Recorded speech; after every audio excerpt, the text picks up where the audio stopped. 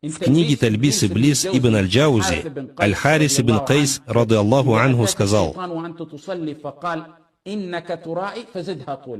если шайтан придет к вам во время совершения молитвы и станет научать вам, что вы делаете это ради показухи, то он сказал: удлиняйте намаз, боритесь с искушением шайтана и удлиняйте намаз.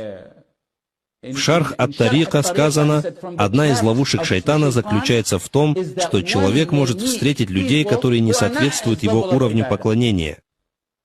Они не совершают намаз ночью или не совершают ибаду, которую совершает он. Шайтан научает ему, что ты не должен делать этого сам.